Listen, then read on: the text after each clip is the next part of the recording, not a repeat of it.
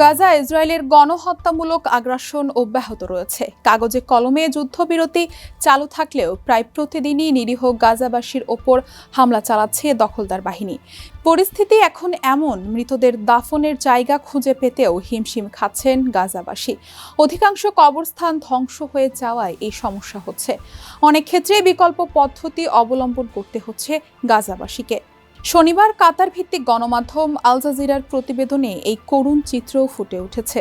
মৃতদের অনেককে বাগানে দাফন করা হয়েছে, অনেককে আবার তাঁবুর ভেতরে, শরণার্থী শিবিরে, স্কুল ও হাসপাতাল প্রাঙ্গণে দাফন করা হয়েছে।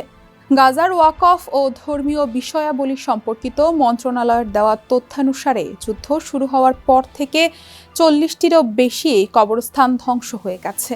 এছাড়া ইসরায়েলি বাহিনী যেসব এলাকায় এখনও রয়ে গেছে সেখানে কবরস্থানগুলোতে তারা কড়াকড়ি আরোপ করে রেখেছে। এতে করে কবরস্থানের সংখ্যা আরও কমে গেছে। বহু ফিলিস্তিনি বর্তমানে বাস্তুচ্যুত থাকায় আগে যেসব জায়গাকে দাফনের জন্য নির্বাচিত করা হয়েছিল সেগুলো ফাঁকা থাকছে না।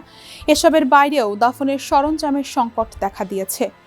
একটি দাফনের জন্য খরচ হচ্ছে $235 থেকে $335। এদিকে এই রকম মানবেতরের পরিস্থিতির মধ্যেও চলছে ইসরায়েলি হামলা। মধ্য গাজার মাঝামাঝি শরণার্থী শিবিরে রোববার ইসরায়েলি আক্রমণে একজন নিহত ও 2 জন আহত হয়েছেন।